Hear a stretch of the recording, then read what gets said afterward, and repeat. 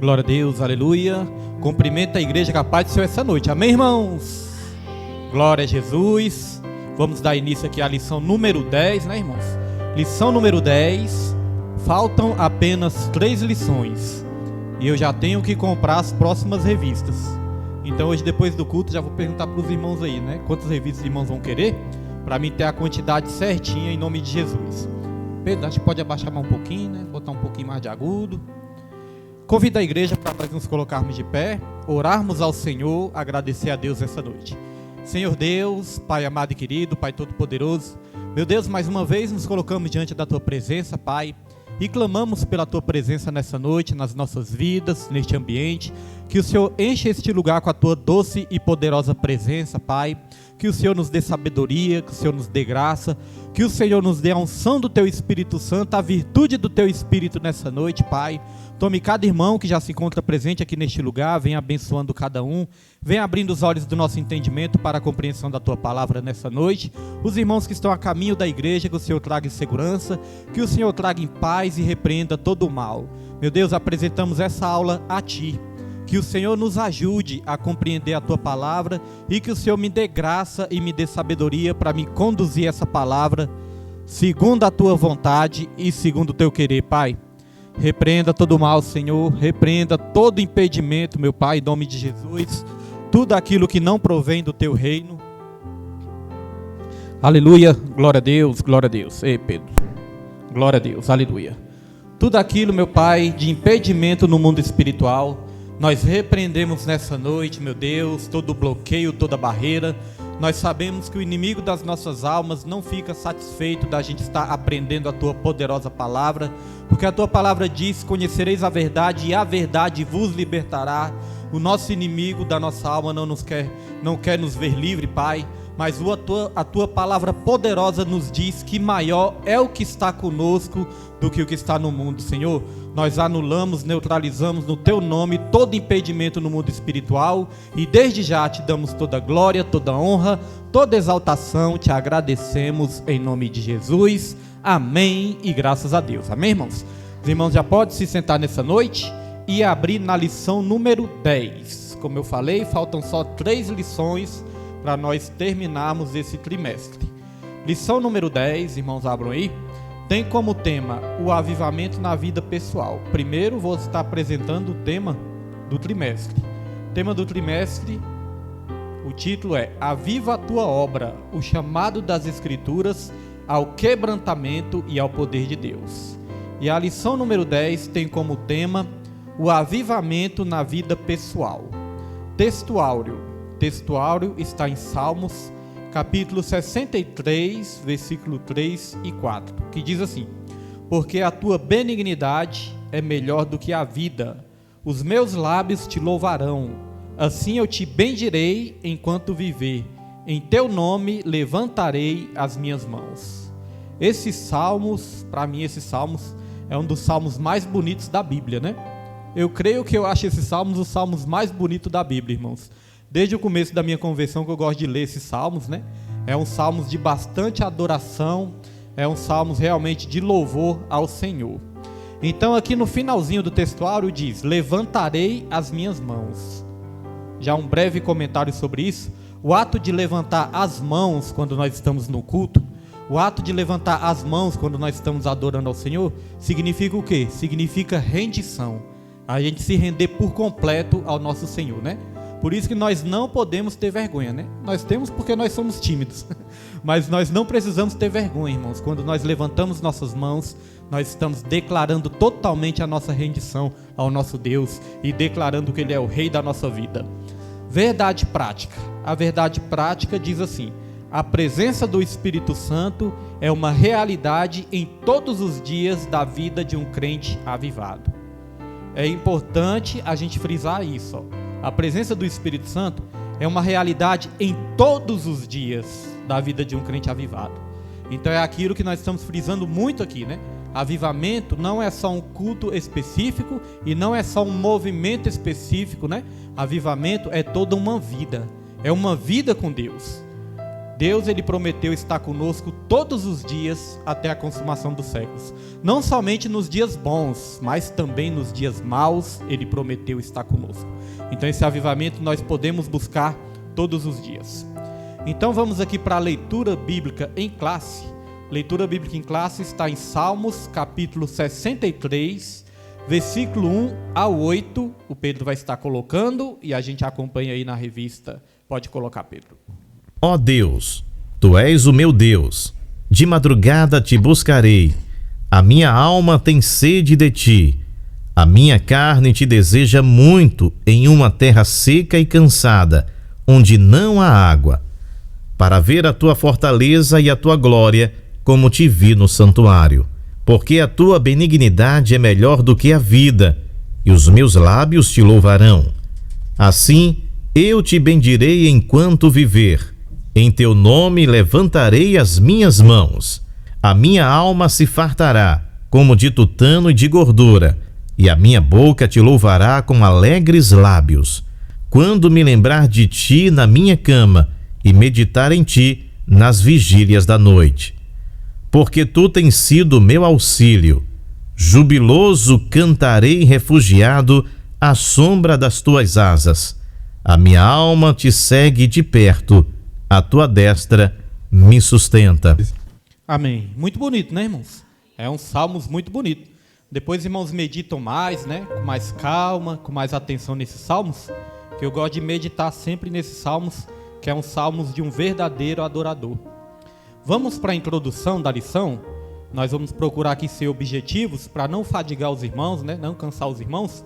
Então nós já vamos para a introdução e os irmãos podem acompanhar comigo aí na revista, que diz assim: é vontade de Deus que os crentes sejam espiritualmente avivados. Ademais, não pode haver igreja local avivada sem que os membros experimentem um avivamento espiritual em suas vidas.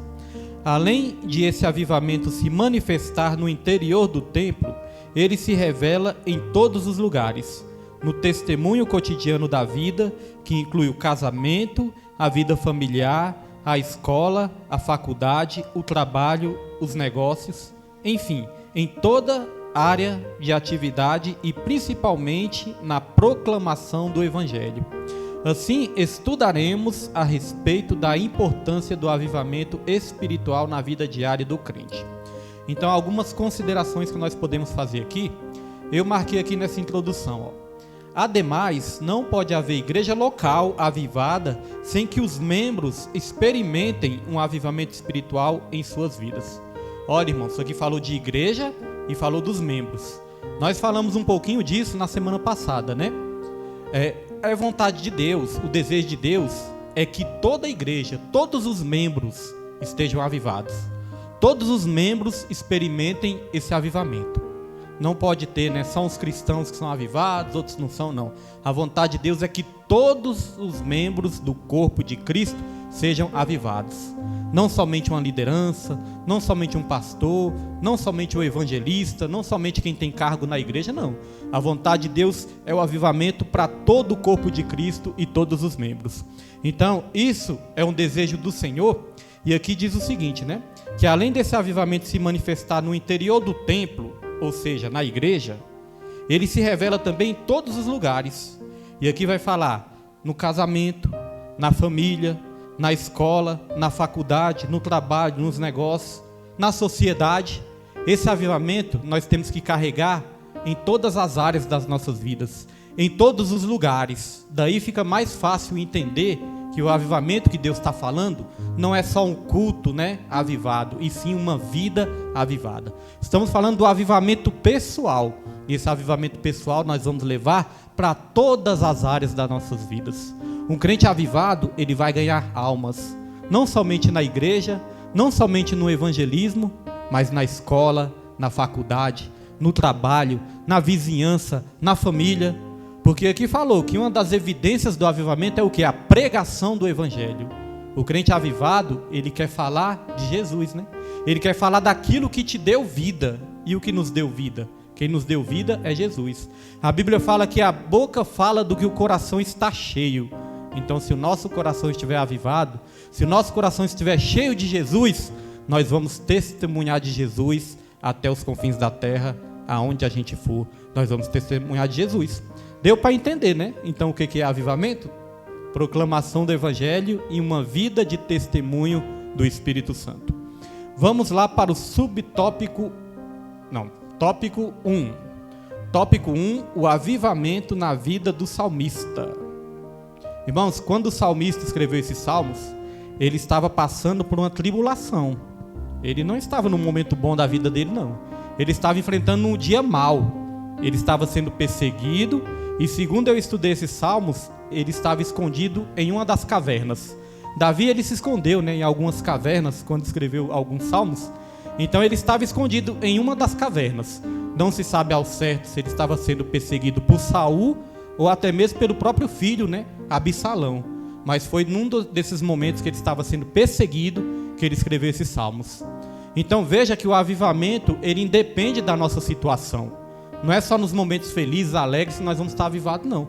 No momento de luta, no momento de tribulação também, nós podemos experimentar este aquebrantamento e este avivamento também nas nossas vidas. Pode falar.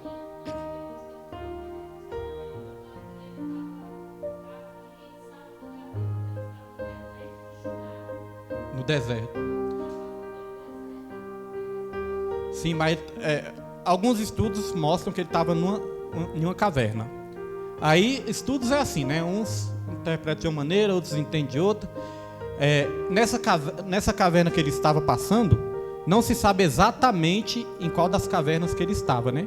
E algumas bíblias também vai estar assim, Salmos de Davi quando estava na caverna e tal, né? Então, isso aí depende de cada estudioso da palavra, né? Cada um ali pode ter a sua interpretação, entendimento e até o seu estudo que é feito sobre esses salmos. Depois os irmãos olham aí nas suas revistas, né? Se nesses salmos em alguma revista dos irmãos, tem escrito que ele estava em alguma caverna de Adulão, né? Porque algumas revistas podem ter aí. Deixa eu ver aqui na minha, vou até conferir também na minha. 63, Salmos 63.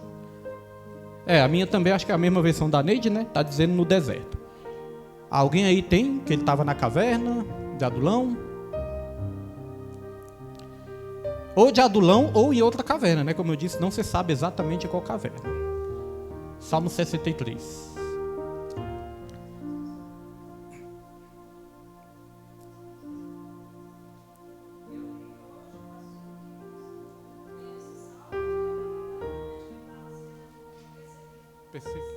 Sim.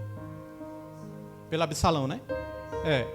É igual a irmã Andréa falou, né? Igual eu disse, tem duas interpretações. Uma que ele estava sendo perseguido por Absalão e outra que pode ser que ele estava sendo perseguido por Saul. Não se sabe exatamente, né? Por isso que tem essa interpretação. Ele podia estar em uma dessas cavernas, né? E num desses momentos de perseguições, até os estudiosos não têm certeza. Porque, irmãos, tem muitas coisas que a Bíblia não fala, né? A Bíblia não fala com exatidão. Então, o que os estudiosos têm que fazer? Tem que estudar. Tem que estudar toda a Bíblia e também as tradições, os testemunhos, né? Dos anciões, os testemunhos daqueles que tiveram naquela época, vão passando, né? De geração em geração, em geração em geração. Então, tem também a tradição dos judeus. Por isso que muitas vezes o pregador vai falar assim, ó, segundo a tradição, segundo costumes dos judeus, ou até mesmo segundo os relatos dos judeus, né? Então muitas vezes não tem na Bíblia, então os estudiosos têm que estudar sobre isso. Então não se sabe exatamente, só sabe de uma coisa: ele estava passando por uma perseguição, e quando ele estava passando por essa perseguição, ele escreveu esses salmos lindos, né? Que nós temos aí. Então vamos aqui prosseguir para o subtópico 1, uma busca sincera. O estudante da Bíblia sabe que o salmista experimentou momentos de lutas, dificuldades e opressões ao longo da vida. Entretanto, mesmo diante desse processo difícil, o salmista desejava com entusiasmo a presença de Deus. Ó Deus, Tu és o meu Deus, de madrugada te buscarei. A minha alma tem sede de Ti. A minha carne te deseja muito em uma terra seca e cansada, onde não há água. Ainda que ele vivesse em um período de sequidão e cansaço na carne, sua alma tinha sede de Deus. E por isso promete buscá-lo na madrugada. O salmista tinha plena convicção: Tu és o meu Deus. Então, duas coisas que eu destaquei aqui nesse tópico, né, nesse subtópico. uma busca sincera. É isso que Deus espera de todos nós, né? Que nós busquemos a Ele com sinceridade. E quando a gente busca, irmãos, a gente encontra, não é verdade? Todos que buscarem a Deus com sinceridade, encontram a Deus, tem uma experiência com Deus. Olha o que diz aqui em Jeremias 29, versículo 13, nossa primeira referência, Jeremias 29, 13, muito famoso também esse versículo, que diz assim, ó: e buscar-me-eis e me achareis, quando me buscardes com todo o vosso coração. Buscar com todo o coração é buscar com sinceridade.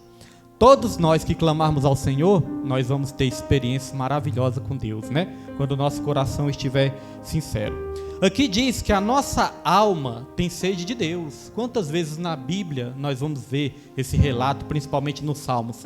A minha alma tem sede de ti. Assim como o nosso corpo físico, irmãos. Nós somos compostos por espírito, alma e corpo. Assim como o nosso corpo físico necessita de água, o nosso espírito também necessita da água da vida. Assim como o nosso corpo físico necessita do pão, o nosso espírito também precisa do pão da vida, que é Jesus Cristo, né? E Jesus Cristo, ele falou: eu sou a água da vida, eu sou o pão da vida. Quem beber dessa água jamais voltará a ter sede. Quem comer desse pão, eu ressuscitarei no último dia. Quem comer da minha carne não morrerá, pelo contrário, eu vou ressuscitar no último dia. O alimento físico, a água e o pão físico, né, nos dá uma vida momentânea, uma vida passageira. Agora o alimento espiritual, o verdadeiro alimento espiritual, a água e o pão, nos dá a vida eterna. E sabe o que é interessante? Muitas vezes nós nos esforçamos muito pelo alimento passageiro, mas não nos esforçamos tanto pelo alimento espiritual. Não é verdade? Às vezes a gente quer suprir aquela necessidade ali momentânea nossa, aquela necessidade imediata que nós estamos, mas nos esquecemos lá da frente. E certa vez aconteceu algo interessante com Jesus, que Jesus, ele tinha ali operado o milagre da multiplicação dos pães e dos peixes. Ali ele alimentou uma grande multidão. Segundo os estudos também, né, vai dizer ali que tinha 5.000 pessoas, fora mulheres e crianças. Então podia ser umas 15.000 pessoas, né, por aí, ou até mais. Então Jesus, ele alimentou essa grande multidão. Aí o interessante é que depois Jesus, ele passou para o outro lado do mar. Aí vai dizer que as pessoas começaram a seguir Jesus. Pegaram ali até uns barcos e foram atrás de Jesus. Aí quando foram atrás de Jesus, no primeiro momento Jesus alimentou, né? Mas no segundo momento, Jesus chamou foi a atenção das pessoas. Falou: olha, vocês estão vindo atrás de mim, não pelos sinais que vocês viram. Ou seja, não é pelas coisas espirituais. Vocês estão vindo atrás de mim porque eu dei pão para vocês comerem. Pão e peixes para vocês comerem. Aí Jesus falou: esforçai-vos não pelo pão que perece, mas esforçai-vos pelo verdadeiro alimento espiritual. Tá vendo? Então Jesus, ele estava dando essa lição. Vocês não têm que se esforçar pelaquilo que perece. Porque Jesus prometeu: se vocês buscar o meu reino e a minha justiça em primeiro lugar, todas as demais coisas vos serão acrescentadas, né? É claro, tem o nosso trabalho, nosso ganha-pão tem. Mas Jesus, ele estava falando o seguinte, ó: a prioridade é o espiritual. Se você buscar o espiritual como prioridade, o físico pode deixar que eu vou cuidar de vocês. Jesus, ele falou, né, que Deus, ele cuida até dos pássaros, até da erva do campo, quanto mais da gente, homens de pequena fé. Lá em Mateus 6, versículo 25 em diante, ele deixou isso bem claro. Então, irmãos, nós podemos descansar no Senhor, podemos buscar o Senhor, né, de todo o nosso coração, ter confiança em Deus, que Ele não vai deixar faltar nada nas nossas vidas. Subtópico 2. Contemplando e bendizendo ao Senhor. O salmista também tinha um anseio em ver a fortaleza e a glória de Deus, como ele pôde contemplar no santuário. Esse contato glorioso com o Deus da glória gera na alma do ser humano o reconhecimento da benignidade divina. Por isso, os lábios do salmista louvarão ao Senhor, e ele o bendirá enquanto viver. Tendo o nome do Senhor erguido em suas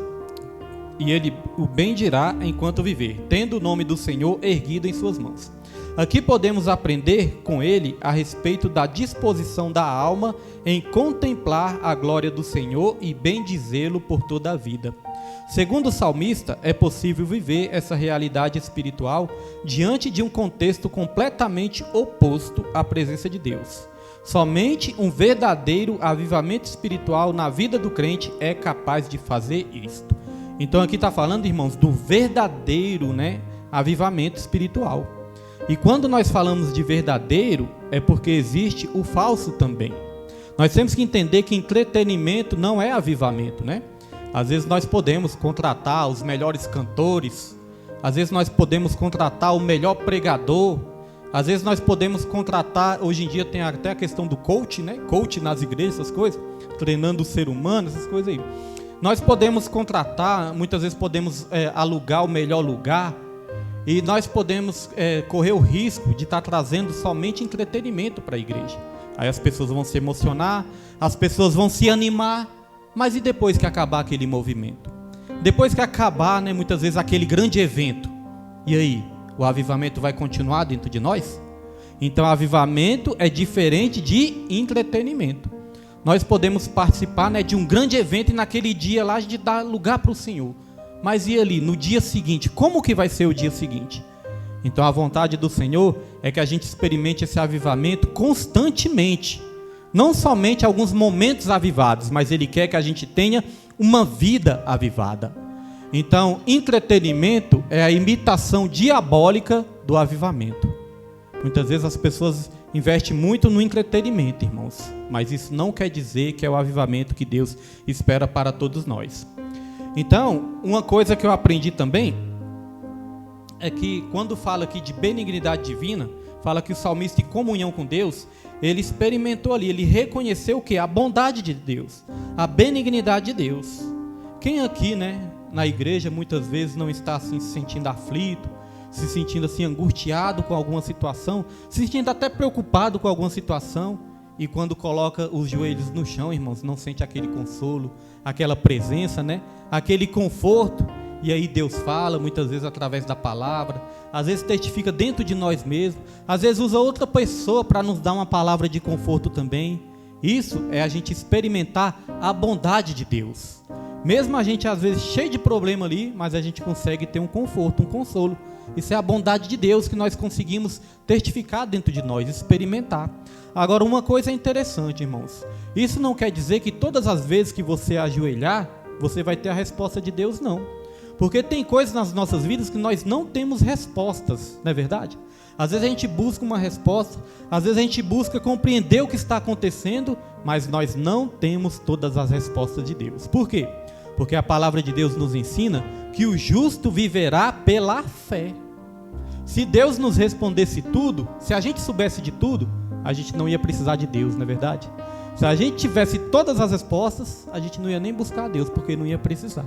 Então Deus, Ele quer mesmo que a gente mantenha a nossa dependência dEle. Por isso que nem sempre Ele vai nos responder no primeiro momento, Ele vai realmente deixar ali que a gente viva pela fé e a nossa fé nele. Muitas vezes não precisamos ver acontecer nada, mas nós sabemos que o nosso Redentor vive e reina. Imagine a vida de Jó, Jó perdeu tudo. Jó perdeu dinheiro, Jó perdeu saúde, Jó perdeu até os filhos. Jó perdeu ali o respeito, que as pessoas tinham por ele. Jó quase perde até a esposa. Muitas vezes perdeu o respeito até da esposa ali. Até a esposa falou: por que você não amaldiçoa esse Deus e morre logo? Aí, irmãos, mas o que acontece? Jó só não perdeu a fé. Jó falou: ainda eu sei que o meu Redentor vive e ele ainda se levantará nessa terra ao meu favor, Então só não podemos perder a fé. Podemos perder muitas vezes coisas materiais. Às vezes levamos prejuízo no dinheiro, Às vezes, irmãos, no nosso trabalho não está bem. Às vezes nós perdemos ali uma quantia no salário. Às vezes empresários até quebram, as empresas. Mas, irmãos, o cristão pode perder tudo, só não pode perder a fé no Senhor, porque a fé é a nossa principal arma e é o nosso maior tesouro nessa terra, irmãos. Então, olha só o que diz aqui em Filipenses 4, versículo 7. Quando nós temos fé, quando nós buscamos a Deus, quando nós buscamos a comunhão, a intimidade com o Senhor, olha o que acontece aqui. Filipenses, capítulo 4, foi isso que eu falei? Capítulo 4? Versículo 7. Diz assim, e a paz de Deus, que excede todo o entendimento, guardará os vossos corações e os vossos sentimentos em Cristo Jesus. Olha, irmãos, a fé e a paz de Deus, né, que excede todo o nosso entendimento, guardará os nossos corações e os nossos sentimentos. A paz de Deus, ela excede todo o entendimento. Não tem hora que você vê assim o crente passando uma dificuldade, o crente passando por uma prova e ainda você vê o crente dando glória. Você vê o crente indo para a igreja, indo para a consagração, indo para os cultos. E quem está de fora não consegue nem entender. Olha assim e fala, como é que pode esse crente ainda adorar a Deus, né? Como é que pode esse crente ainda continuar louvando ao Senhor, dando glória ao Senhor? Porque a paz de Deus excede todo o entendimento. As pessoas nem entendem e às vezes nós mesmos não entendemos. Às vezes nós estamos numa luta tão grande que nós nem entendemos como nós estamos de pé, irmãos. Mas nós não precisamos entender, só precisamos confiar, porque Ele é fiel nas nossas vidas. Então, esse avivamento, frisando novamente, né, não é só nos momentos bons, mas também nos momentos difíceis. E olha só o que vai dizer aqui o subtópico 3. Deus é o nosso auxílio. Aqui diz, o salmista também afirma que a sua alma se fartará com a presença de Deus e sua boca louvará ao Senhor da vida. Esse é o resultado da busca e da contemplação do Senhor. O salmista sabe que lembrar de Deus e meditar em sua palavra é a garantia de auxílio, júbilo e segurança. Nada é tão consolador para uma vida avivada do que o crente ter Deus como auxílio, refúgio e fortaleza. Um verdadeiro avivamento pessoal promove a bênção da segurança divina na vida do crente. Olha, irmãos, então isso aqui é interessante, ó. O salmista, ele lembra que meditar na palavra de Deus é a garantia, ou seja, é algo garantido, que vai ter auxílio, ou seja, ajuda, né, socorro, júbilo, o que é júbilo? Alegria, né, e segurança. Auxílio, alegria e segurança. Quando nós confiamos no nosso Deus, né? Às vezes o crente está no deserto, está no estreito, mas quando confia no Senhor tem auxílio, tem alegria e segurança. Essa alegria, ela não depende da situação, ela não depende da circunstância, porque muitas vezes se a gente for depender da circunstância para estarmos alegres, irmãos, às vezes nós não temos motivo nenhum externamente, né, para estarmos alegres. Mas essa alegria, ela é um fruto do Espírito, é algo que é gerado dentro de nós. A Bíblia diz, o fruto do Espírito é amor, é paz e é alegria. Então é algo, irmãos, que é gerado dentro de nós e nós não sabemos como isso acontece, não é verdade? Irmãos, a gente busca a Deus, a gente clama, a gente ora, a gente começa a ter intimidade com Deus, muitas vezes nós não entendemos mesmo como que nós podemos muitas vezes ter um gozo, né, dentro de nós. Deus está me dando uma palavra, eu vou deixar para contar essa experiência, quando eu for pregar essa palavra, né, se Deus confirmar, eu vou pregar essa palavra sobre o dia mau. Deus está me dando essa palavra, me fazendo lembrar de algumas coisas, então eu vou contar uma experiência que eu tive, irmãos, com o dia mau, né? Teve um dia que parecia que estava dando tudo errado, mas eu tive uma experiência ali de buscar a Deus, de orar, e Deus ele me consolou que quando viu que não, estava dando tudo errado e eu estava rindo. Eu falei, como é que pode isso, Senhor? Foi algo que foi gerado dentro de mim, né? Porque outrora, irmãos, quando as coisas não davam certo, começava a reclamar, murmurar, resmungar e às vezes até chorar de desespero, né? Mas hoje em dia, irmãos, é diferente, porque o fruto do Espírito, ele é gerado dentro de mim e dentro de você. Então, a vida vai dizer, né? A Bíblia fala que há momentos para todas as coisas. Então, irmãos, existe o choro, mas existe também a alegria. Existe a luta, mas existe também a vitória. Existem os dias maus, mas também existem os dias bons, né? Existe o mal, mas existe o nosso Deus também que é bom e Ele nunca nos abandona nos dias maus também. Gosto muito do Salmos 91, versículo 15, que fala, na sua angústia eu estarei com Ele, livrá-lo-ei e o glorificarei, saciá-lo-ei com longevidade e lhe mostrarei a minha salvação. Ou seja, Deus ele está falando o seguinte, eu vou mostrar que eu sou Deus, é justamente na angústia dele. Naquele momento que muitas vezes ele se sente abandonado, é que eu vou mostrar que eu sou Deus na vida dele. Deus é maravilhoso, né, irmãos? Deus nunca nos desampara.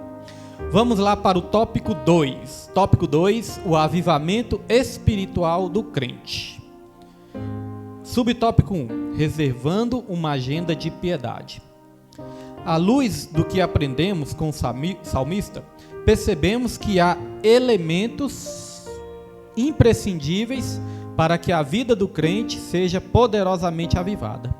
São elementos que ao longo das Escrituras e da história da igreja encontramos como modelo espiritual para o crente.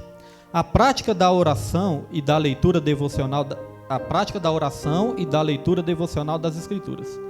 Primeiramente, é importante que o crente reserve um tempo ao longo do dia para desfrutar de períodos especiais em que cultive a vida devocional e, consequentemente, estreite a comunhão com Deus. Olha, irmãos, aqui fala da vida, do momento devocional, né?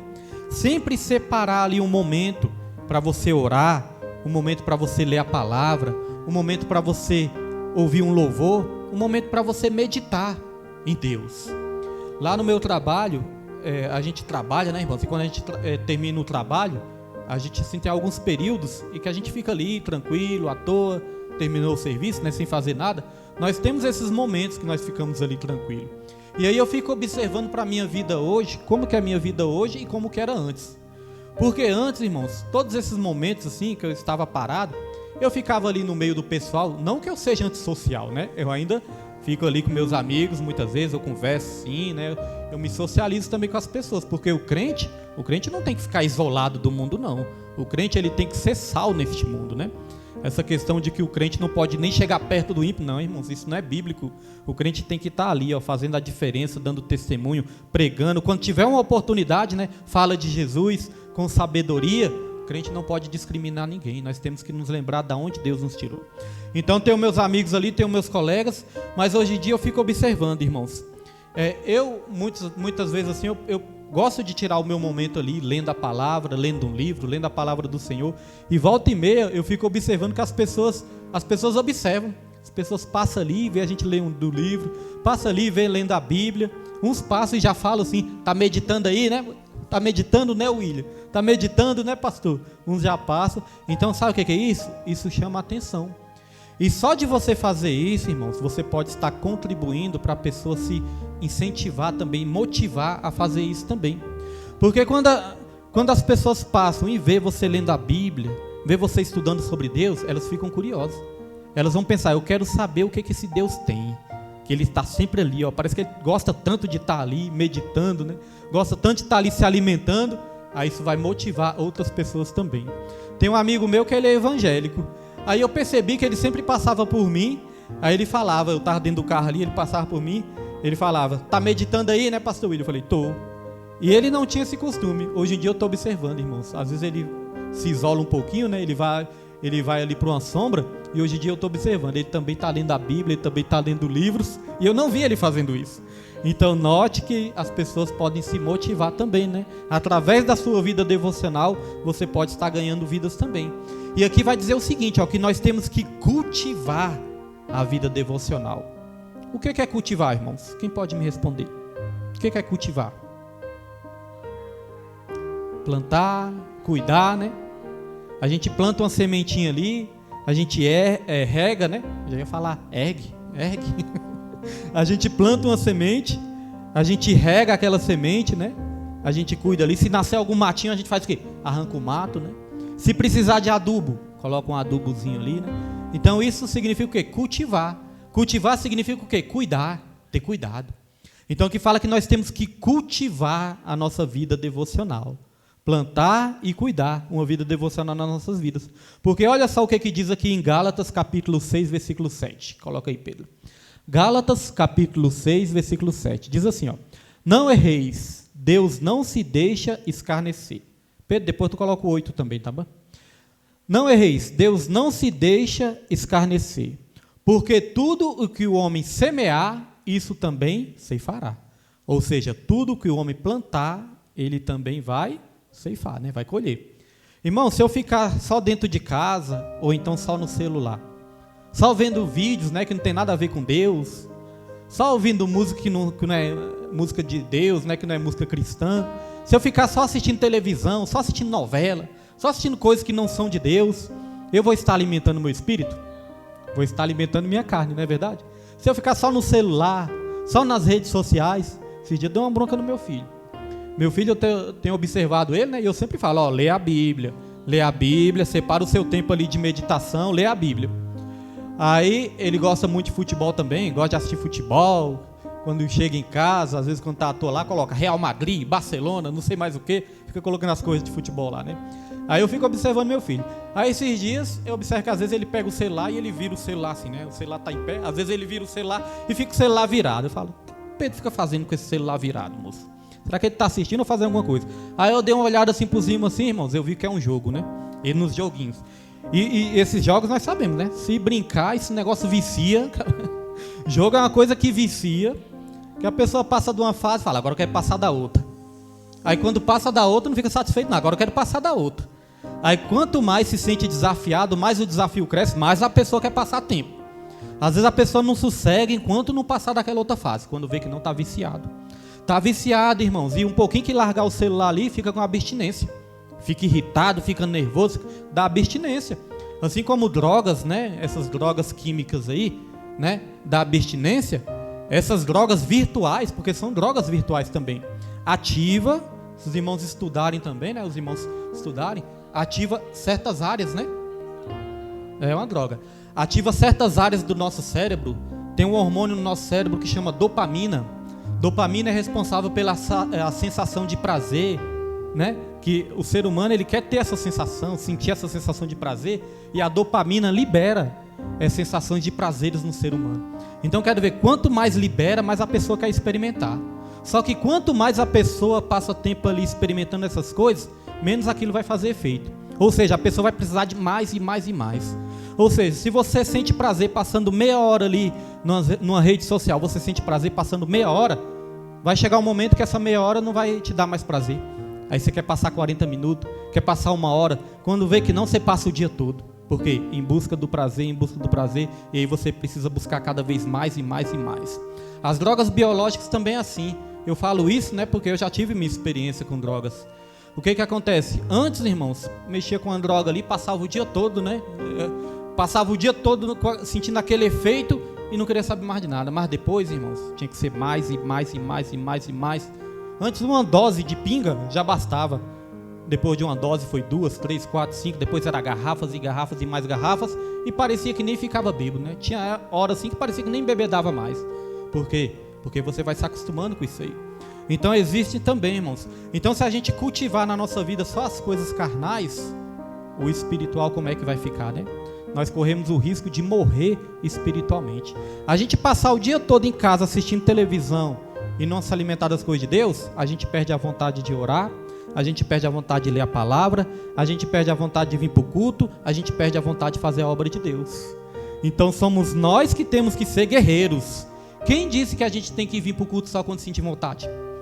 Tem muitas vezes nós não vamos sentir vontade não. Quem disse que a gente tem que ler a Bíblia só quando sentir vontade? Quem disse que a gente tem que orar só quando sentir vontade, irmãos? Irmãos, nós temos que orar quando tivermos vontade. Nós temos que orar quando não tivermos vontade. Nós temos que orar até dar vontade.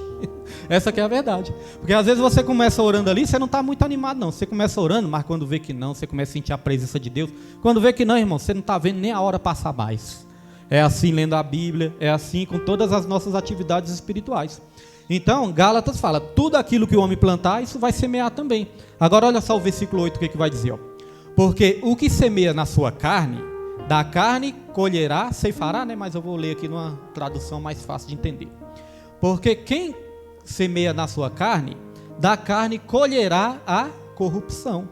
Mas o que semeia no Espírito, do Espírito colherá a vida eterna. Isso é muito forte, irmãos. Quem planta na sua carne, da carne colherá só corrupção. Tem uma tradução que diz morte. Mas quem semeia do Espírito colherá a vida eterna. E às vezes nós passamos muito tempo semeando muito na nossa carne, né? Querendo alimentar a nossa carne, as nossas vontades carnais, e negligenciamos a nossa vida espiritual. Então isso corre o risco o quê? Da gente morrer espiritualmente. Se você não tomar água, você morre. Existe até estudos aí que diz que o ser humano só pode passar 3 dias sem beber água. Se passar de 3 dias, morre, né? Existem esses estudos aí. E agora, se você não beber água, você morre. Se você não comer, você morre. Agora, se você não beber da água da vida e não comer do pão da vida também, aí é a morte espiritual, que é a pior de todas as mortes, né, irmãos? Então, que possamos semear nessa vida devocional, cultivar na nossa vida espiritual, para não corrermos o risco de morrermos espiritualmente, irmãos. Subtópico 2, agora a prática da oração. Já falamos um pouquinho aqui da oração, né?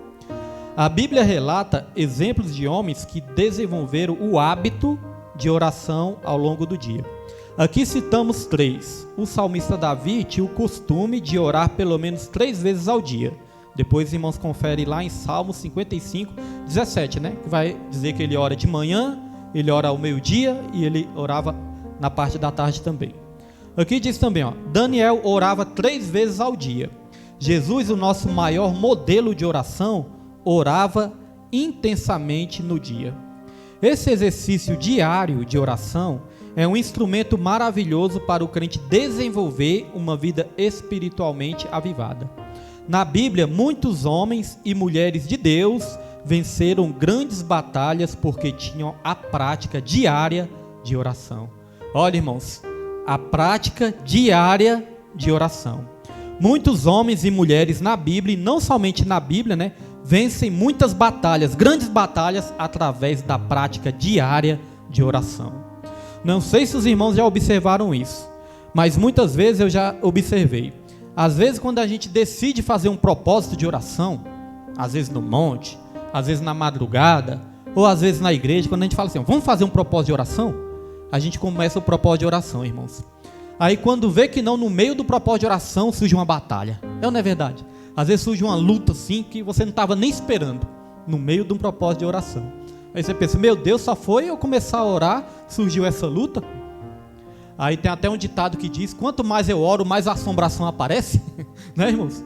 Então, já parou para pensar que essa oração que você começou, esse propósito que você começou, foi justamente Deus te movendo para você enfrentar essa batalha?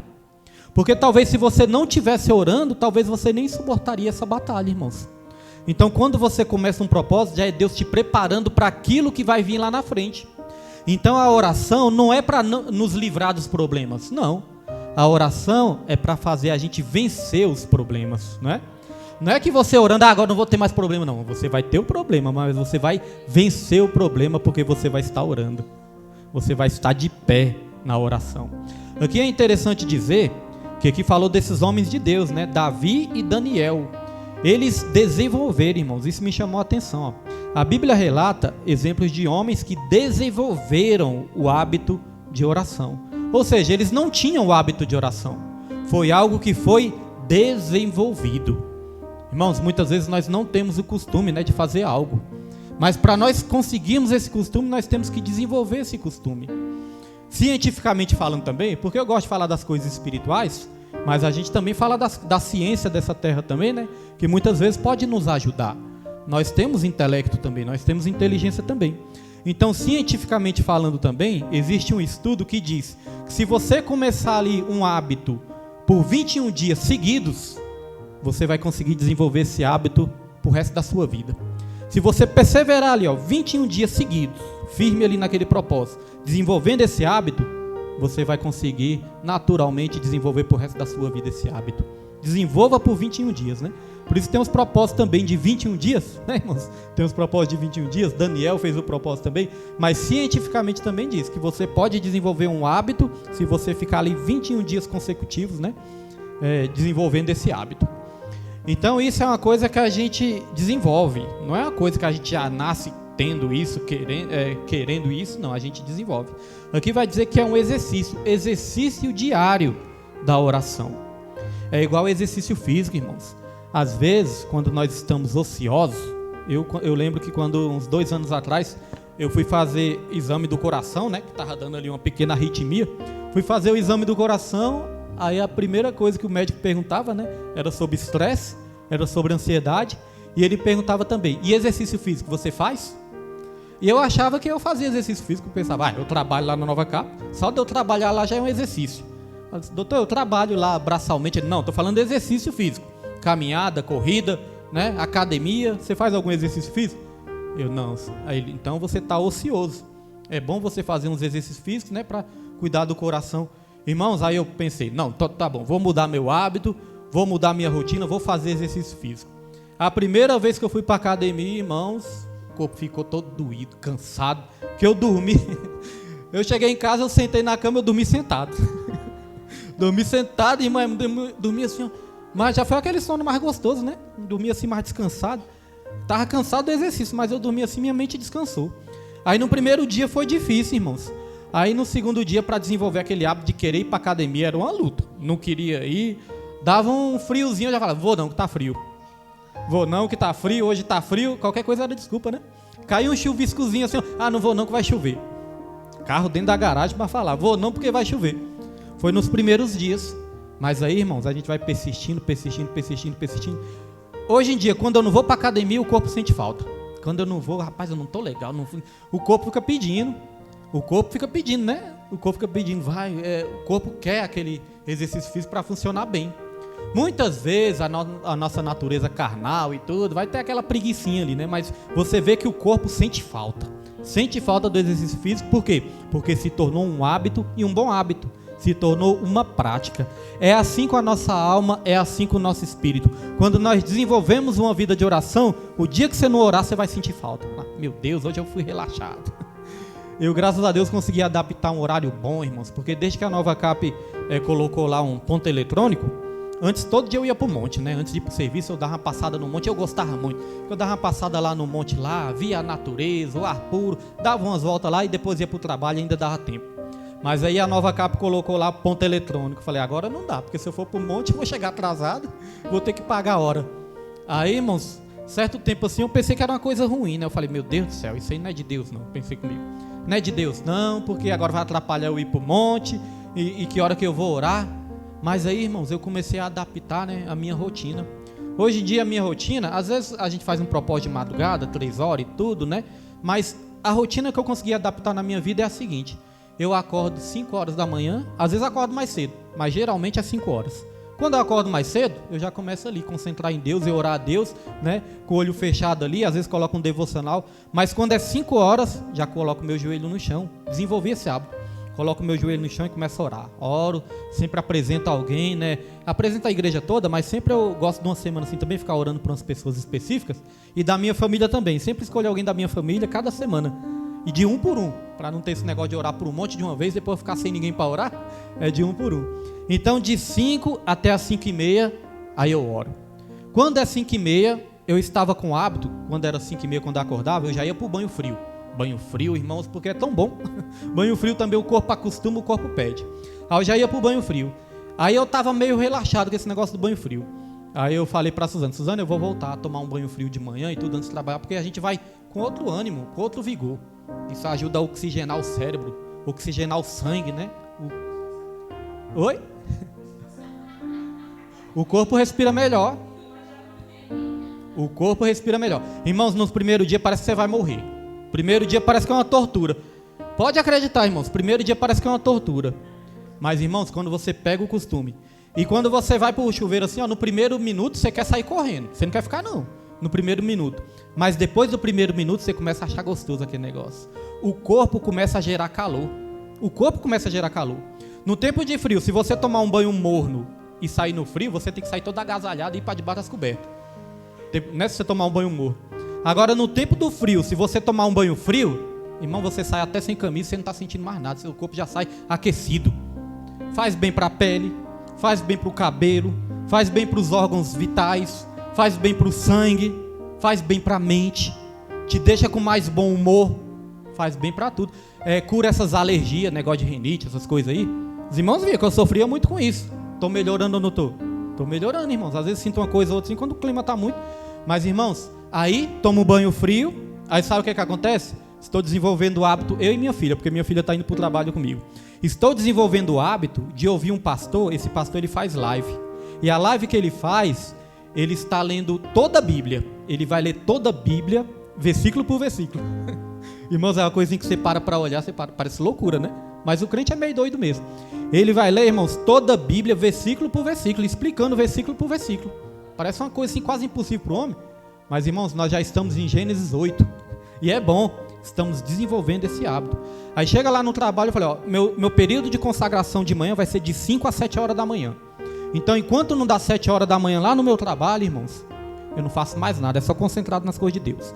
É lendo, né, orei, li a Bíblia, ou se esse pastor também, leia ali um livro ali, ou um trecho da Bíblia ali. Aí quando dá 7 horas da manhã, entrego para Deus, meu período de consagração, tomo meu café e vou trabalhar.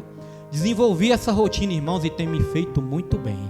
Tem me feito muito bem. E outra coisa, não dá mais preguiça não. Hoje em dia está sendo uma coisa que está sendo um prazer. Então é desenvolver um hábito para poder vencer o dia mau. Olha o que diz aqui em Efésios capítulo 6, versículo 13. Coloca aí, Pedro. Efésios 6, versículo 13. Diz assim, ó: portanto, tomai toda a armadura de Deus, para que possais resistir no dia mau, e havendo feito tudo, ficar firmes. Olha, irmãos, se revestir da armadura de Deus, o dia que chegar o dia mau, você vai vencer e ainda vai ficar firme. Porque o dia mau é o seguinte, o dia mau não é, você não pode pensar assim, se chegar o dia mau, se por acaso chegar o dia mau, não. A questão é quando vai ser o dia mau, porque o dia mau chega para todo mundo. O dia mau, irmãos, ele chega para todos, para o crente e para o não crente. O dia mau, a única certeza que nós podemos ter, né, além da morte nessa vida também, é que o dia mau ele sempre chega na vida de cada um, né? O negócio é a gente se preparar tendo comunhão com Deus. Amém? Então vamos avançar aqui. Subtópico 3. E já estamos encaminhando para o final. A leitura devocional da Bíblia. O crente avivado deve ler e estudar. Viu, irmãos? Não é só ler, não. Já li. Deixa eu ver. Minha meta hoje é ler um capítulo. Li um capítulo. Aí não adiantou nada, né? É ler e estudar. Por que nós temos que ler e estudar? O que diz? O crente avivado deve ler e estudar diariamente a Bíblia. Isso é preciso para entender, absorver e viver seus preciosos ensinamentos. Olha, entender, absorver e viver, irmãos. Senão não tem como viver. Além disso, os dias são maus e por isso devemos portar a espada do Espírito. Aliás, a Bíblia deve ser lida e estudada, levando-se em conta os seguintes aspectos. Ela nos permite meditar nas coisas de Deus, ela previne o nosso coração de pecar. A palavra de Deus fala, né? Guardei a sua palavra no meu coração para não pecar contra ti. Ela previne o nosso coração de pecar, ela nos consola, ela dirige a vida e ordena a vida pessoal. Olha, irmãos, além de nos consolar, quando você lê a Bíblia acalma a sua alma. A leitura da palavra de Deus acalma a sua alma. Certa vez eu contei para os irmãos que eu estava lá no meu trabalho e eu estava nervoso. Eu era o novo convertido. Eu estava nervoso, eu estava com raiva do chefe. O missionário Raimundo estava com raiva do chefe. Porque o chefe estava botando a gente para trabalhar serviço muito pesado, né? E estava, na minha mente ele estava explorando. Está explorando mais da gente, está explorando. E eu com raiva do chefe ali. Aí quando eu fui para a hora do almoço, aí já fui para a hora do almoço assim meio nervoso, né? Meio irritado. Mas era novo convertido. Eu falei, esse chefe vai ver, encarregado, né? Esse encarregado vai ver. Depois do almoço eu vou falar umas boas para ele. Porque concursado tem isso, né, irmãos? Às vezes a pessoa confia que é concursado, fala, eu não entrei pela janela, eu sou concursado, eu tenho o direito de falar. Antes eu pensava isso, hoje em dia, coisa de louco, né? Então, quando eu fui almoçar, eu pensei assim, depois do almoço esse chefe vai ver, esse encarregado vai ver que eu vou falar umas boas para ele. Aí, irmãos, eu fui ler a Bíblia. Quando eu fui ler a Bíblia, eu abri num Provérbios. Eu não lembro qual Provérbios, mas eu abri num Provérbios. E esse Provérbios estava dizendo assim, ó, quem se mete em contendas é insensato. Quem se mete em contendas é insensato. Na mesma hora que eu orei, eu falei, eita Deus. Aí veio aquele negócio, né, irmãos? Aquele arrependimento no coração. Você sentiu que você levou aquela bronca de Deus, aquela bronca santa de Deus. Quem se mete em contendas é insensato. Falei, Senhor, eu não quero ser insensato, não. Irmãos, larguei para lá, desisti de brigar com o chefe. E o dia foi uma bênção para a honra e para a glória do Senhor. Agora, já pensou se eu tivesse ido lá, falado coisa com o chefe, e o chefe... Oxe, quem esse funcionário pensa que é, né? Vou entregar ele lá dentro e tudo. Poderia complicar a minha vida, né? Então, note que a Bíblia, aqui foi dito, ó, a Bíblia ela dirige a nossa vida. Se eu não tivesse lido, ia fazer coisa errada, ia fazer besteira. Mas como eu li e absorvi essa palavra, ela dirigiu a minha atitude nesse dia e foi uma bênção do Senhor para as nossas vidas, né? Aqui diz também que a Bíblia, ela acalma, aqui na lição, diz que a Bíblia ela serve para consolar também, né? Então a leitura da Bíblia, irmãos, ela acalma, ela silencia a nossa alma. Sabia que muitas vezes a nossa alma está gritando dentro de nós? Às vezes a nossa alma está aflita, irmãos. Às vezes a nossa alma está angustiada. Às vezes a nossa alma está desesperada. Aí nós procuramos silenciar a nossa alma de outras maneiras, fazendo outras coisas, mas não adianta nada, irmãos. Mas quando a gente lê a Bíblia, o salmista também ele passou por isso. Várias vezes que ele passou por isso, ele começou a conversar com a alma dele. Ele chegou até mesmo a debater com a alma dele.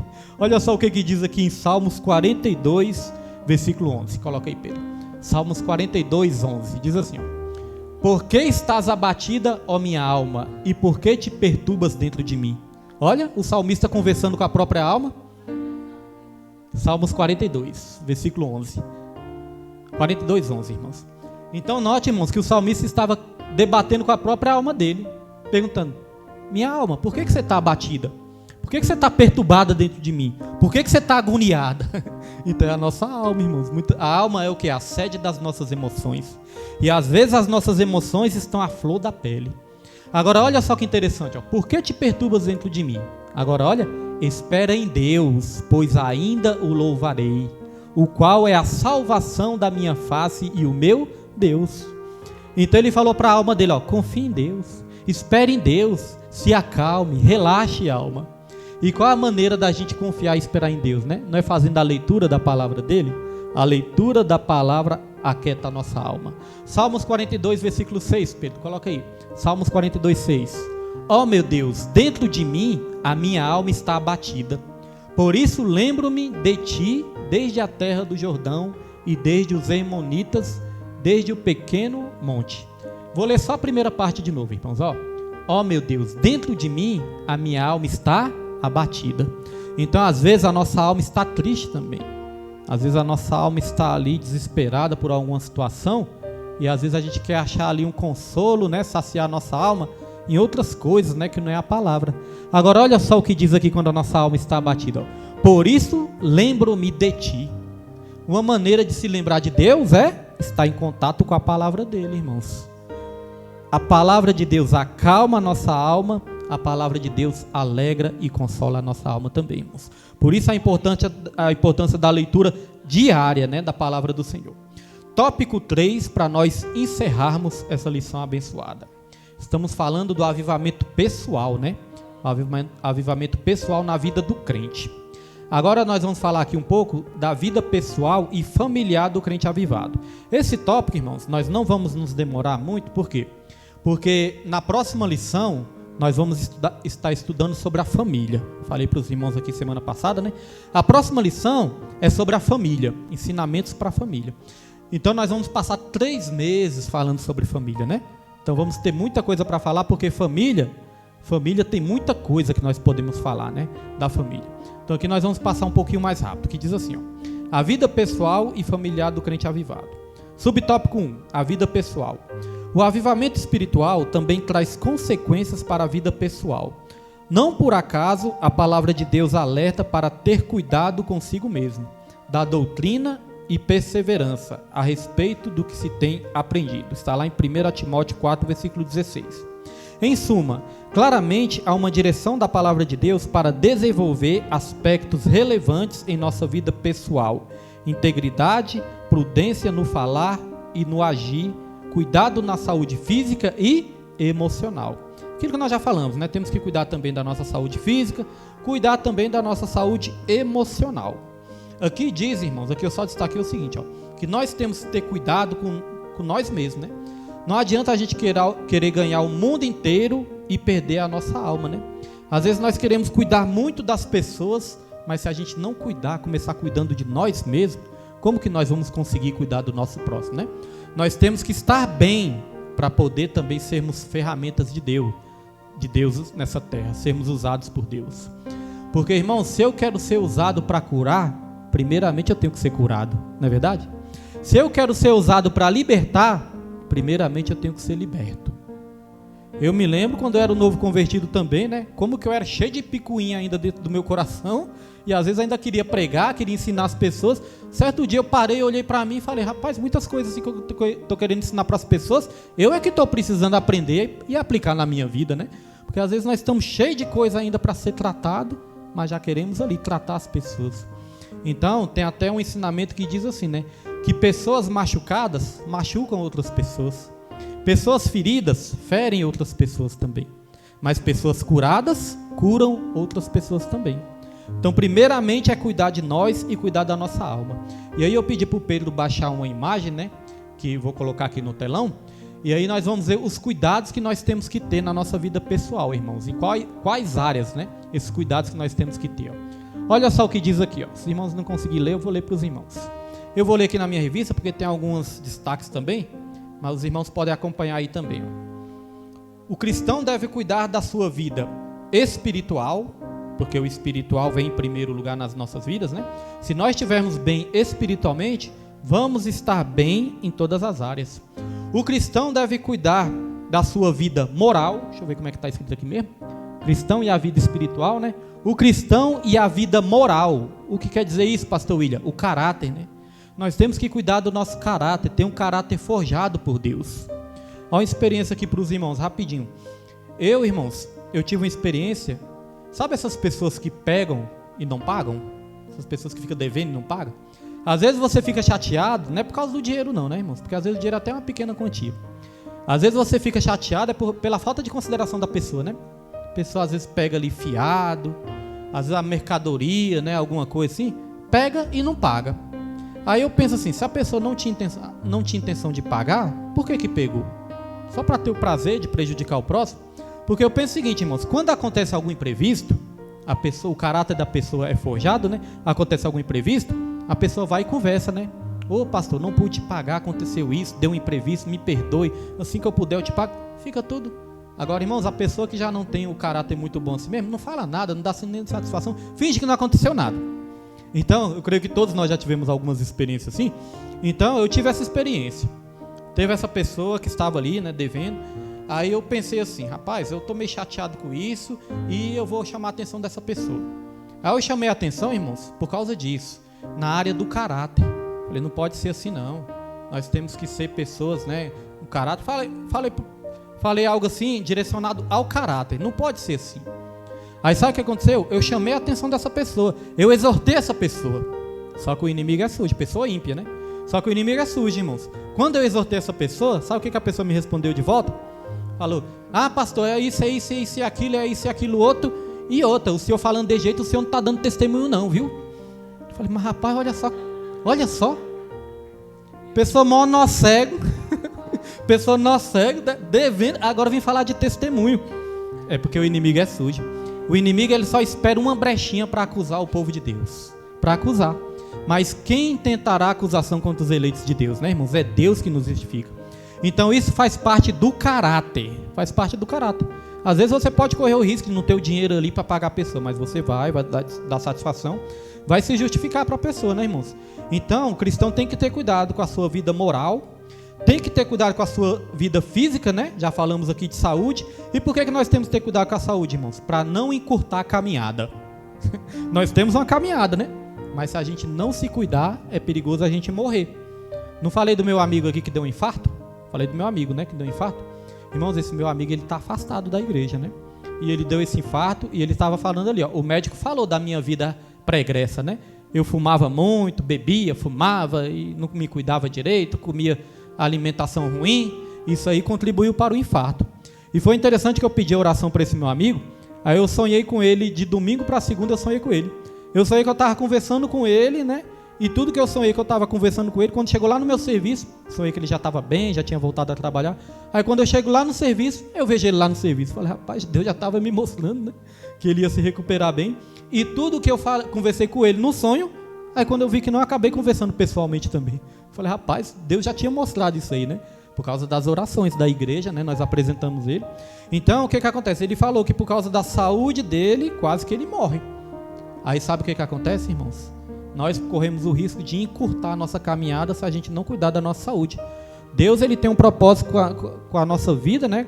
Nessa terra, irmãos, a Bíblia fala que Deus, ele vai aperfeiçoar a boa obra até o dia de Cristo. mas se a gente não cuidar da nossa saúde, nós podemos encurtar a caminhada. Ter cuidado também com a nossa vida social, que quer dizer o quê? Relacionamento. A nossa vida gira em torno de relacionamento. E ter cuidado com a nossa vida também eclesiástica, né? Que é o ministério, a obra que você faz para Deus. E com a nossa vida familiar também. Todas essas áreas nós temos que cuidar na nossa vida, irmãos, na nossa vida pessoal. Então vamos aqui para o subtópico 2. Subtópico 2. A vida com o cônjuge. Uma vida matrimonial pode e deve ser vivida no Espírito de Deus. Uma vida avivada no Espírito tem como consequência básica o amor e a submissão, a demonstração de carinho e afeto, uma comunicação eficiente e atenta. Portanto, uma vida de bênção no lar é consequência, como lemos em Efésios 5 e 6, de uma vida cheia do Espírito Santo. Então, irmãos, para termos um bom relacionamento na nossa vida conjugal marido e mulher, nós temos que ser cheios do Espírito Santo. Quando nós somos cheios do Espírito Santo, o nosso lar vai ter paz. Mas quando nós somos cheios da carne, é só contenda, não é verdade? Só contenda, só brigaiada, um grita, o outro grita mais alto, o outro quer gritar mais alto ainda, né? Tem até uma brincadeira aí que diz que quem fala mais alto lá em casa sou eu, né? Às vezes os homens falam isso. Quem fala lá em casa mais alto sou eu. A mulher fala, vai lavar a louça. Aí eu falo, já vou, bem alto, né? Quer dizer, eu falo mais alto que ela. Então, irmãos, tem essa brincadeira aí. Mas o que acontece? Se tivermos cheios da carne, aí só vai ser contenda. Só vai ser angústia no nosso lar. Mas cheio do Espírito Santo, nós podemos experimentar isso, o amor e a submissão. Então, quando nós lemos isso, quando nós aprendemos isso, aí quando nós olhamos para dentro de nós, né, irmãos? Quando eu olho para dentro de mim, eu penso, como que nós precisamos disso? Como que nós precisamos de uma vida cheia do Espírito para o nosso lar ter paz? A esposa ser feliz, os filhos serem felizes. Os filhos, irmãos, criados num lar atribulado, é triste, né? As criancinhas crescem assustadas, crescem traumatizadas, às vezes crescem revoltadas. Primeira chance que tem, foge de casa. Às vezes o menino se torna violento por causa que viu muita violência em casa, né? Então, irmãos, nós estamos fazendo discípulos na nossa casa, né? Então eu destaquei aqui, quando nós estamos cheios do Espírito Santo, vai ter o amor e a submissão. E o que é contrário do amor e o que é o contrário da submissão, irmãos? O contrário do amor é o ódio, não é verdade? É o ódio. Tem casais que estão se odiando porque falta a presença do Espírito Santo. E o que é o contrário da submissão? Quando fala de submissão, é um se submeter ao outro, irmãos. É os dois se respeitarem, né? Não é só essa questão, porque às vezes a gente pega só aquele trecho da Bíblia que fala que a mulher tem que ser submissa ao esposo. Pega só aquele trecho. Mas se a gente for também em outro trecho de Efésios também, vai dizer assim, sujeitai-vos uns aos outros no temor do Senhor. Então não é só a mulher e o homem, é os dois se respeitando. Às vezes um vai ter que abrir mão de um lado, o outro vai ter que abrir mão do outro. Para quê? Para os dois serem felizes, né? Pode falar, irmão Rodrigo.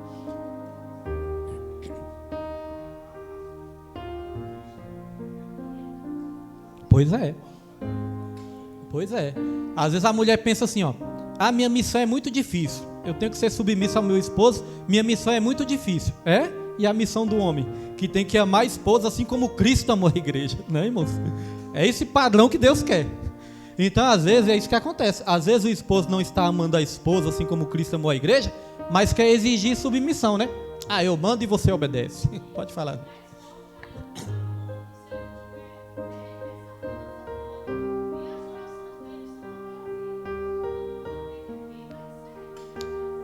A Bíblia fala em Pedro, né? Na carta de Pedro, para a gente considerar nossa esposa, respeitar nossa esposa como parte mais frágil do corpo, para que as nossas orações não sejam interrompidas. Então não adianta tocar o terror dentro de casa e depois Senhor, meu Deus, eu te amo. Né, irmãos? Aí Deus fala, vai lá consertar com sua esposa primeiro, depois você vem falar comigo.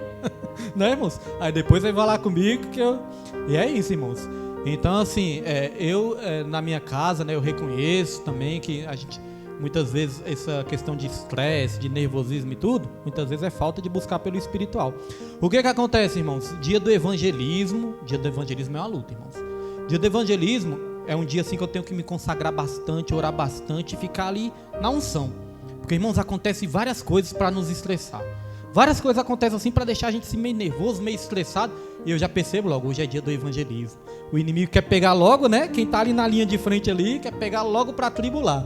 Nós já tivemos experiência, né, Neide, de pastores estar nervosos assim no dia do evangelismo. Irmãos, contamina tudo, fica todo mundo triste, todo mundo desanimado. Então, irmãos, eu sei dessa responsabilidade que a gente tem também, né?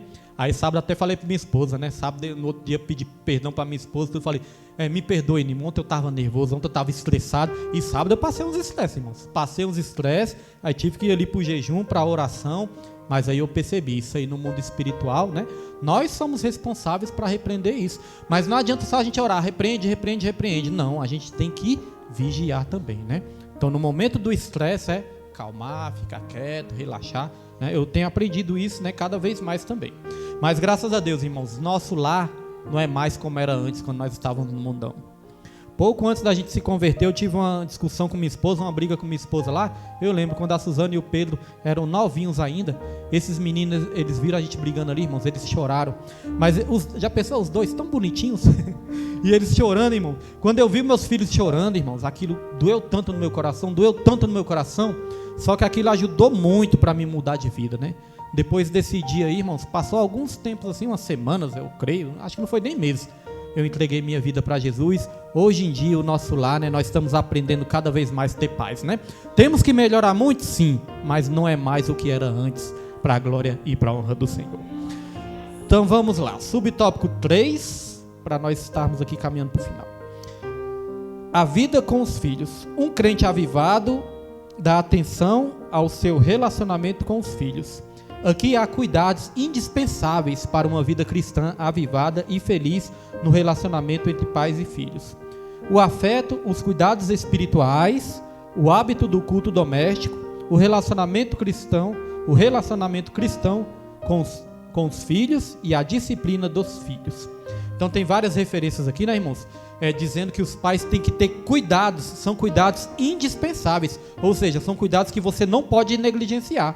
São cuidados indispensáveis, né, irmãos, que nós temos que ter para com nossos filhos.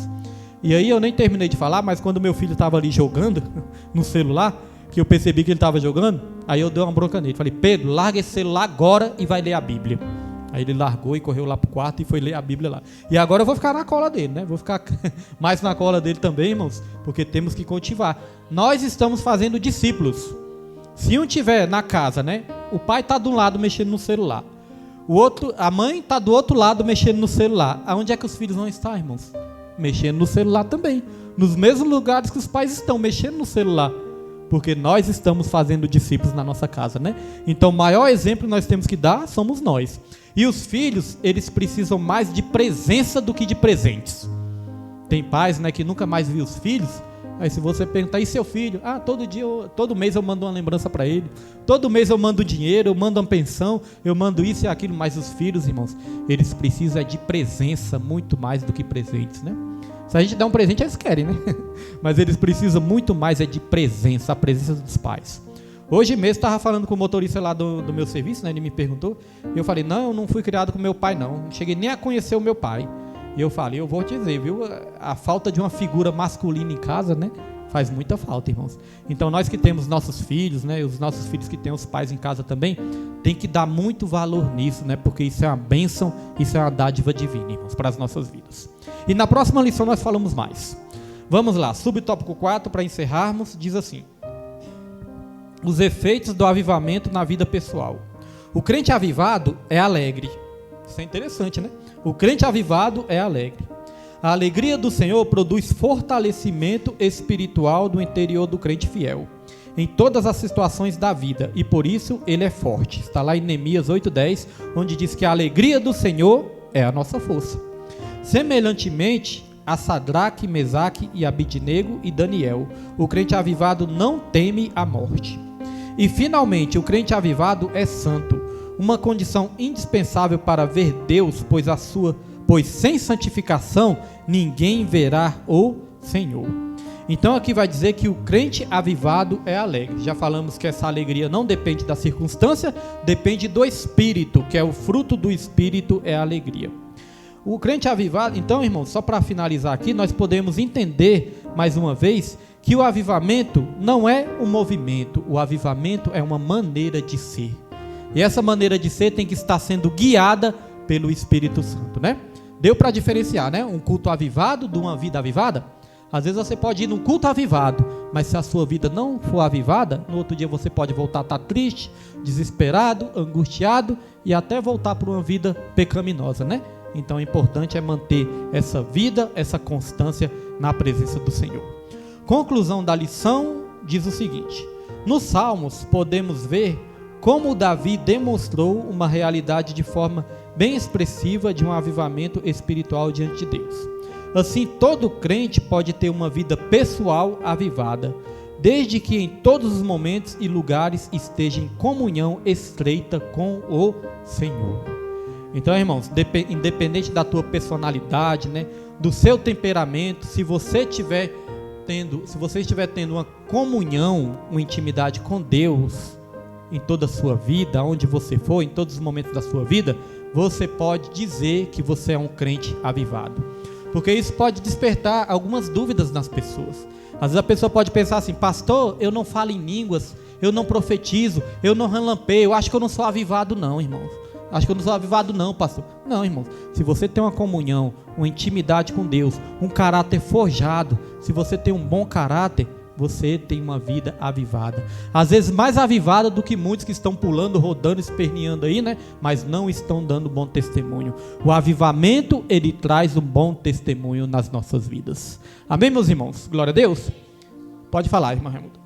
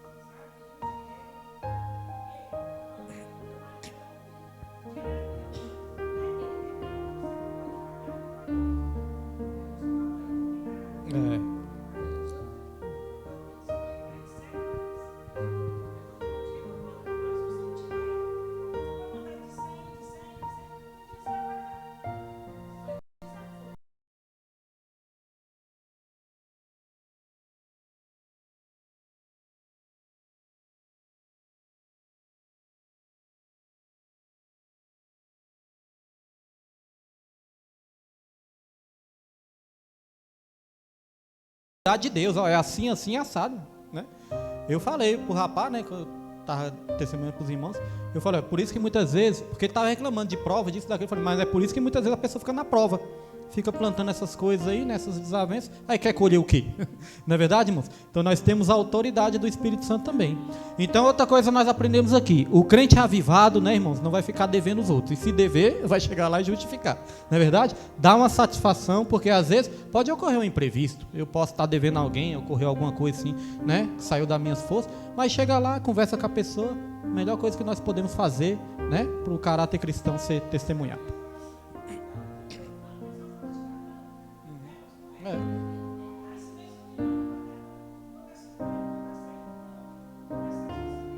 O ruim é não dar satisfação. É verdade. Então vamos lá, irmãos. Vamos recolher aqui os dízimos e as ofertas. Quer Sofia hoje? Olha, eu já quero. Nossa obreira, Sofia, vai estar recolhendo os dízimos e as ofertas nessa noite.